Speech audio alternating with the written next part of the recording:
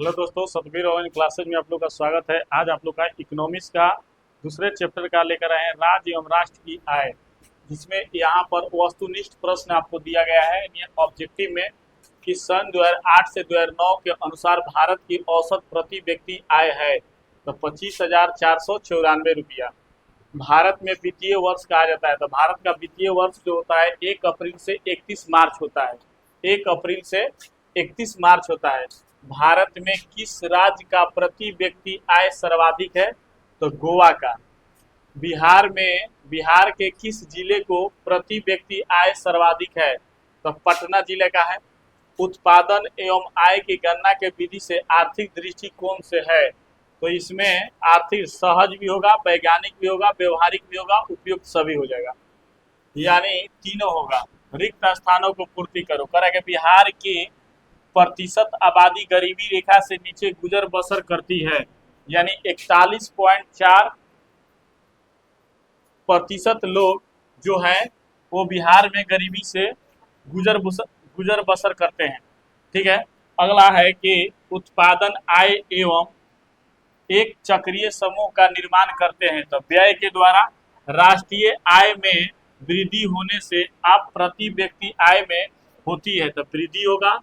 इसके बाद है कि राष्ट्रीय आय एवं प्रति व्यक्ति आय में वृद्धि होने से क्रिया पूरी होती है, तो विकास होगा। पैसा जितना आएगा उस हिसाब से विकास होता है।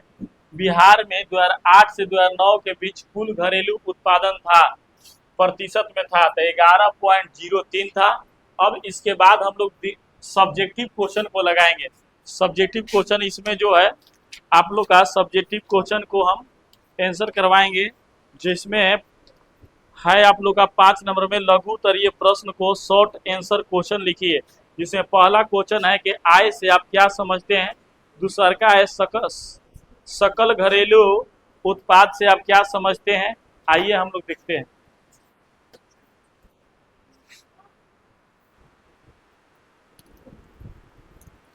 देखिए, दूसरा चैप्टर का हम लोग का पहला प्रश्न है कि आय से आप क्या समझते हैं।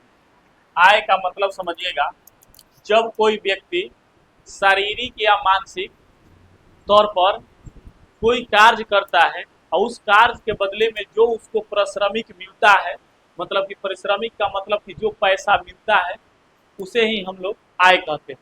यही चीज आपको यहाँ पर लिखवाए हैं कि आय से आप क्या समझते हैं। जब कोई व्यक्ति किसी प्रकार का शारीरिक अथवा मानसिक कार्य करता है और उस कार्य के बदले में जो पारिश्रमिक मिलता है यानी मजदूरी मिलता है, उस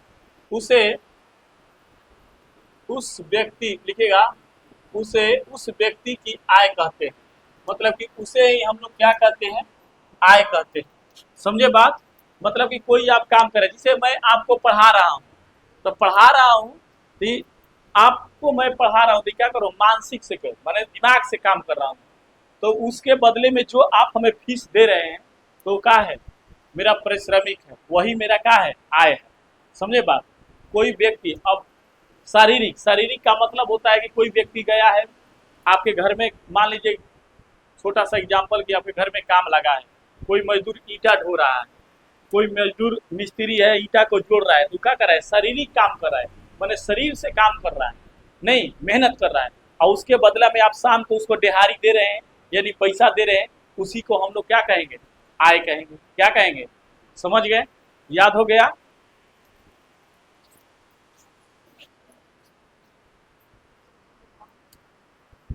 देखिएगा, हम लोग का प्रश्न है कि सकल घरेलू उत्पाद से आप क्या समझते हैं।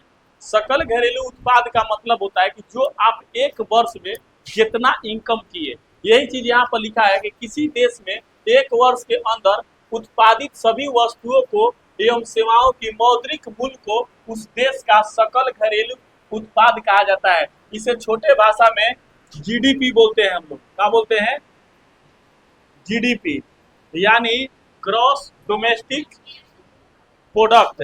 नहीं,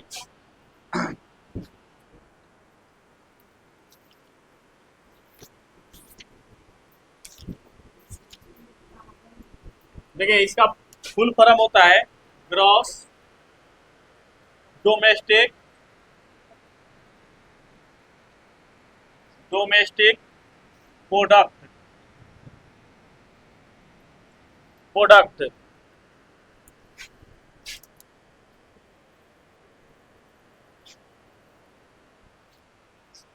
ध्यान रखेगा, सकल घरेलू बना कहली भाई तो जिस मैंने किसी देश का एक वर्ष में जितना इनकम हो ओकरा के मौद्रिक रूप से ओकरा के मूल्य के उस देश का सकल घरेलू उत्पादन कहा जाएगा। मतलब कि जो खर्च किया गया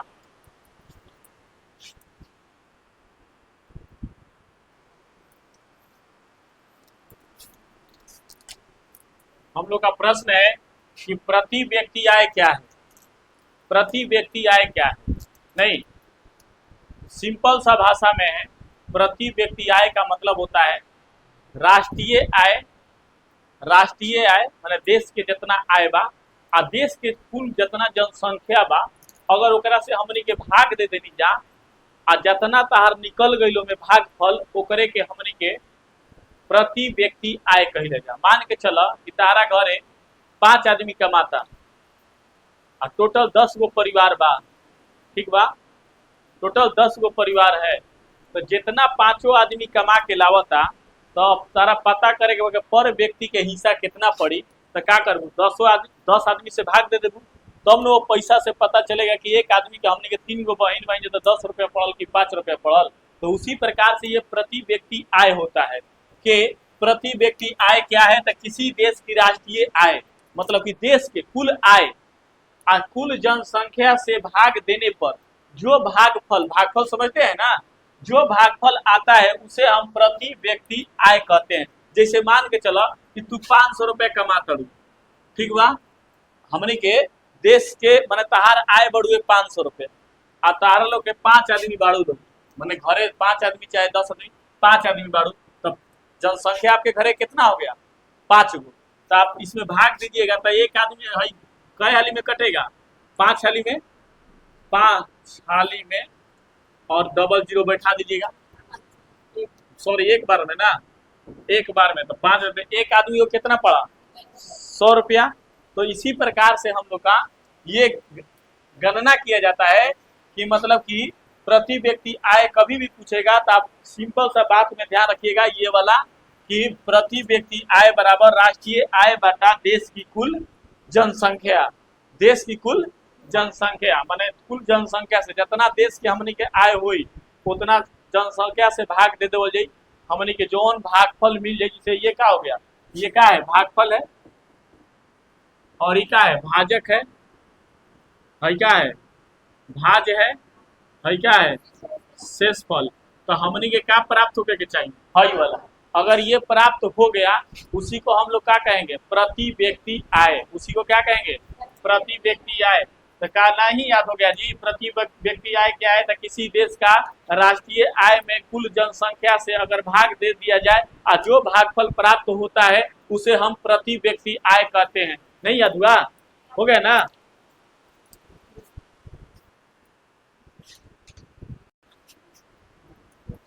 देखिए 4 नंबर प्रश्न हम लोग का दिया है कि भारत में सर्वप्रथम राष्ट्रीय आय की गणना कब और किनके द्वारा की गई थी।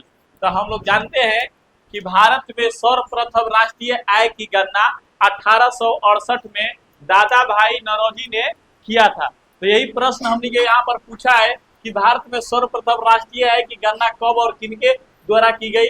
तो भारत में सर्वप्रथम राष्ट्रीय आय की गणना 1868 ईस्वी में दादा भाई नौरोजी के द्वारा की गई थी।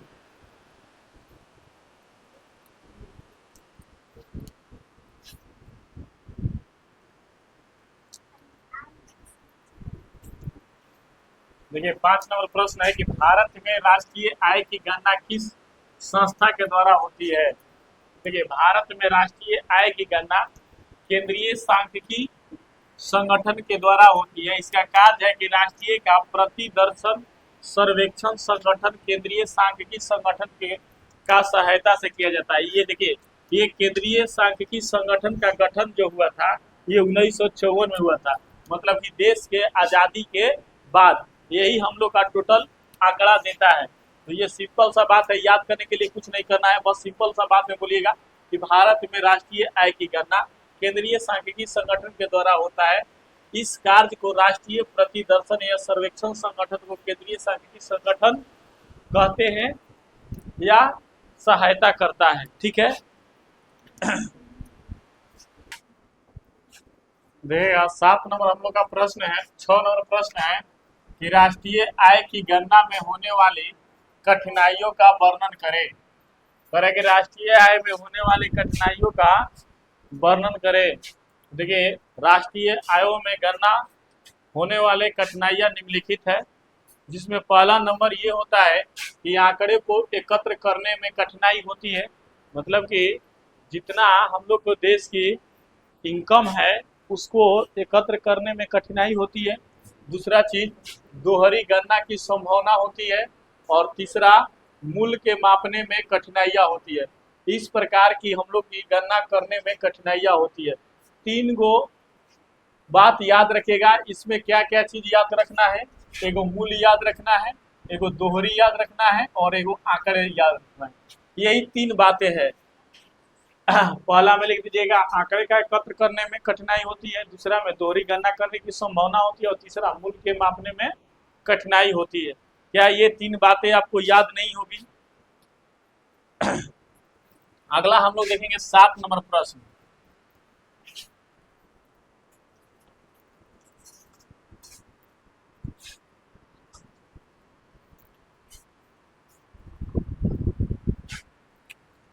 देखिएगा 7 नंबर प्रश्न है कि आय गरीबी के साथ संबंध को स्थापित करें।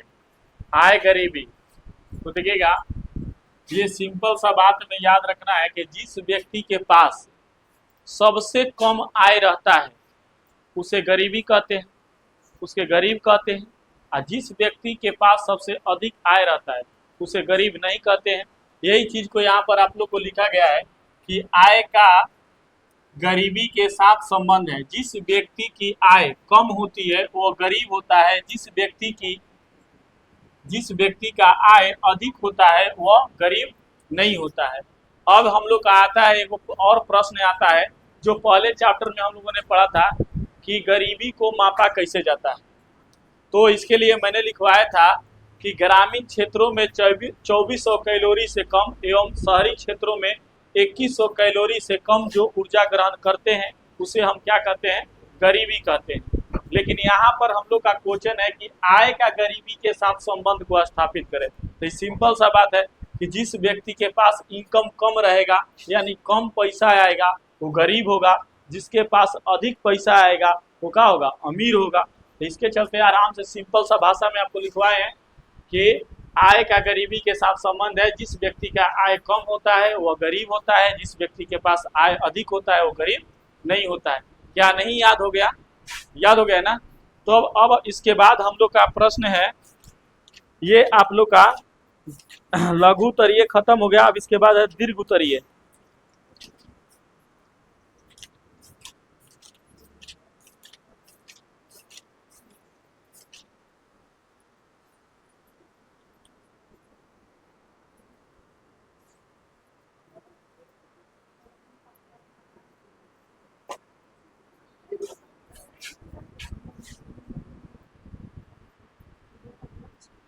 देखिए, दीर्घ उत्तरीय में हम लोग का प्रश्न 1 है कि स्वतंत्रता प्राप्ति के पश्चात भारत सरकार ने कब और किस उद्देश्य से राष्ट्रीय आय समिति का गठन किया? तो देखिए यहाँ पर आंसर है कि स्वतंत्रता प्राप्ति के बाद भारत सरकार ने अगस्त 1949 ईस्वी में प्रोफेसर पीसी महालनोबिस की अध्यक्षता में राष्ट्रीय आय समिति का गठन किया, जिसका उद्देश्य भारत की राष्ट्रीय आय के संबंध में अनुमान लगाना। इसके बाद हम लोग देखेंगे, अब इसमें दूसरा प्रश्न है